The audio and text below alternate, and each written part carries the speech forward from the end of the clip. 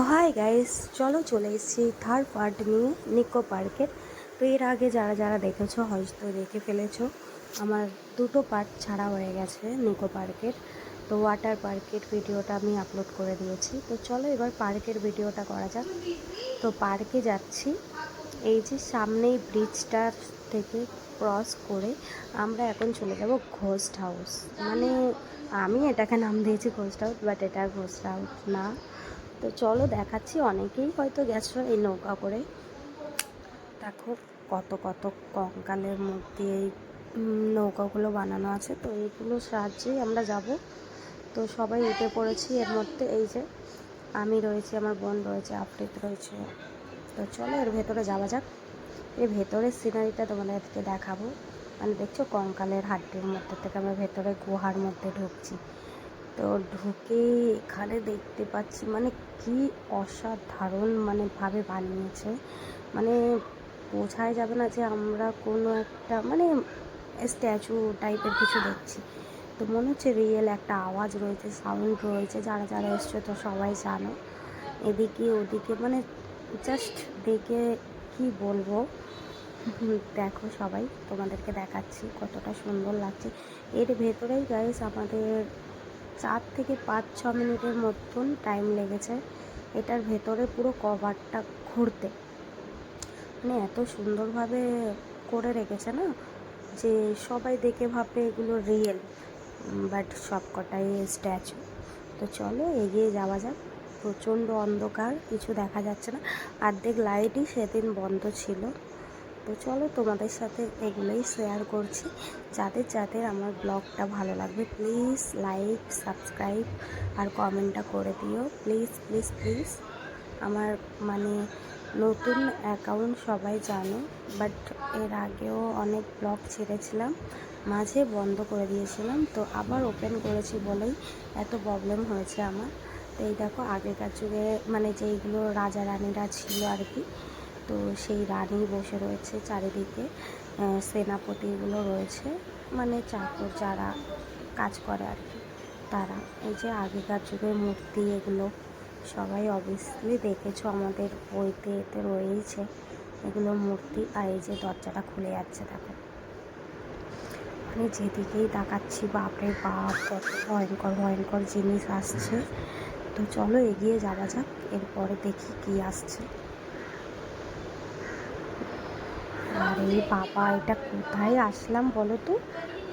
মানে খুব সুন্দর লাগছে, দেখো একটা পদ্ম ফুল ফুটে রয়েছে, তার উপরে লাইটিংটা এমনভাবে পড়েছে, মানে কি সুন্দর লাগছে জাস্ট, মানে দেখার মতন করেছে। এখানে বুদ্ধদেব বসে রয়েছেন।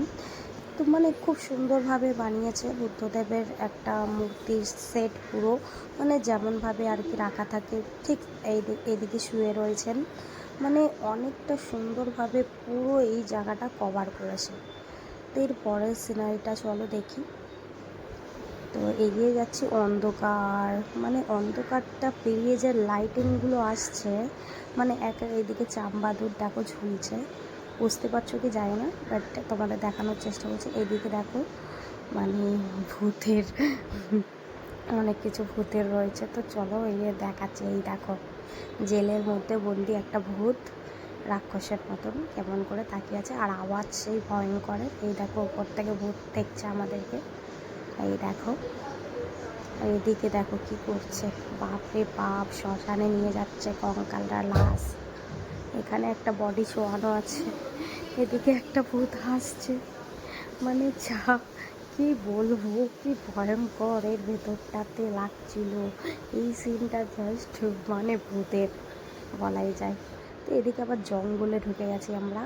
এদিকে জঙ্গলে ঢুকে দেখছি একটা বাঁদর ঝুলছে, এদিকে সিংহ মামা ডাকছে, এদিকে অজগর, বাপরে বাপ, এদিকে হাতি, মানে যেদিকেই চোখ যাচ্ছে জন্তু জানোয়ার। এদিকে টাইগার, রয়্যাল বেঙ্গল টাইগার আমাদের। তো চলো এগিয়ে যাওয়া যাক। এদিকে কুমির, মানে সব রকম। এদিকে সবাই জানো টার্জান, মানে জঙ্গলের ভেতরে যেই বাচ্চা ছেলেটার অ্যাকচুয়ালি আমরা দেখি, তো সে। তো এরপরে চলে আসলাম দেখো কোথায়, মানে লাইটিংটা দেখছো, রোবট, মানে চারিদিক থেকে রোবট রয়েছে। এইদিকেই দেখছো রোবট একটা দাঁড়িয়ে, এদিকেও রোবটের অনেকগুলো অপশান রয়েছে। এদিকে দেখাচ্ছে, এই দেখো আকাশের ওপরে যেই সিনগুলো থাকে সব রকমের এখানে রয়েছে। এদিকেও রয়েছে কত সুন্দরভাবে, মানে কতগুলো রোবট দেখাচ্ছে দেখো, এইদিকে কতগুলো রোবট। তো চলো আগিয়ে যাওয়া যাক, আরও কী কী আছে দেখি। মানে খুব, মানে অনেকটা জায়গা জুড়ে এটা করা, বাইরে থেকে দেখে বোঝা যায় না যে এর ভেতরটা এতটা লং আছে, তাই না? মানে আমরা বুঝতে পারি। এই দেখো, এগুলো কি চিনতে পারছো কেউ? এগুলো কে? এগুলো আমাদের পৃথিবীর বাইরে থাকে এলিয়েন। তো অর্ধেক মানুষই জানে, বাট আমরা রিয়েল চোখে এখনও কোনোদিন দেখিনি, বাট শুনে এসেছি। তো এইবারে আমাদের বাইরে বেরোনোর পালা।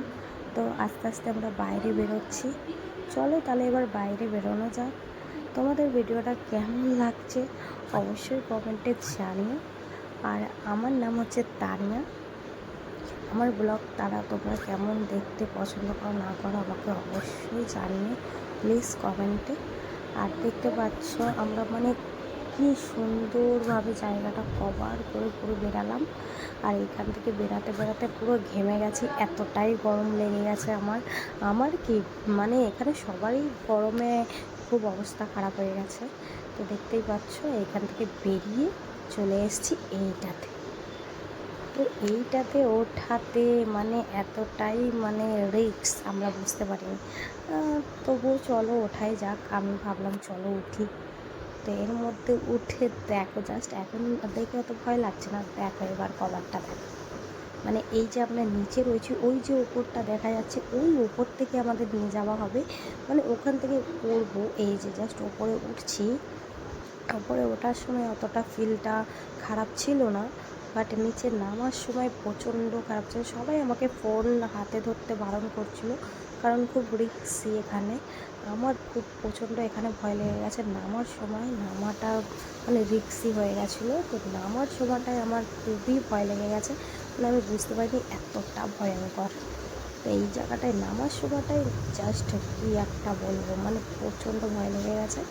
তো চলো আবার এখান থেকে আমি আবার ফোনটা উঠিয়ে আমি ধরেছি, তো তোমাদের শুধু দেখাবো বলে, মানে কতটা রিস্কি। এই যে নিচে নামছি, মানে বুকটা পুরো ধরপড় ধরপড় করছে। তো এরপরে দেখো আমার ফোনটাই মানে সিটেই পড়ে গেছে, মানে সিটের মধ্যে পড়ে গেছিলো। তো সেই জন্য আমি আর ক্যাপচার করিনি।